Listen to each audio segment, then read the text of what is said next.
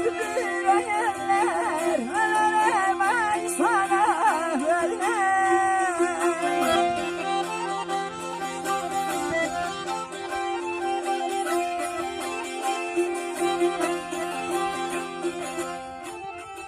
Gərək gedəm, bu il dağda dincələm.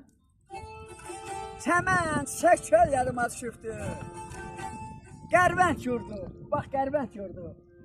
Məmməd ölən, Söğütlü, Novru düşən göl yadıma düşübdür. Ay şair Sücayət, özgə nə deyirsən deyə də qulağa.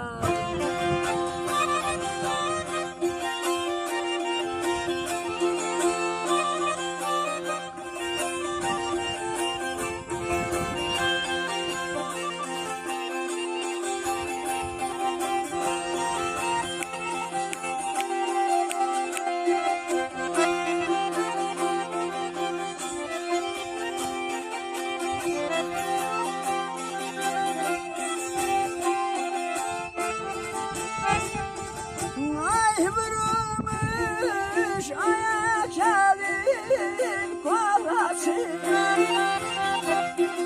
ne gezirsen o dereden, böyle çıkan kadar ölüm ay bana ölürüm.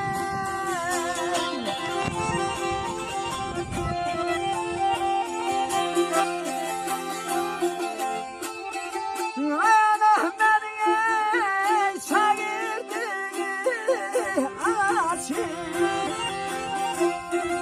şilleyen el yadıma düşürdü, düşürdü, düşürdü, düşürdü, düşürdü.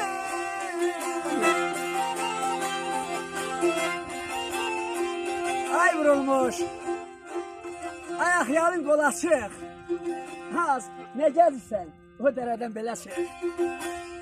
Anam beni çağırdı, bax o qasqandıdan alaşıq, şillələyən əl yadıma düşürdü.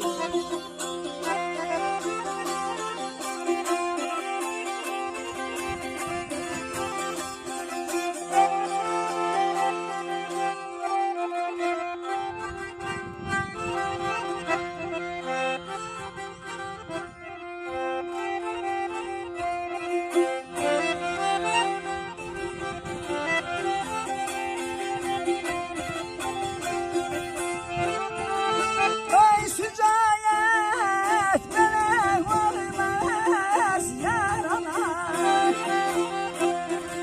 gözəl olan ey ilahiden, yaranan ay balam, ölürüm ay sana ölürüm.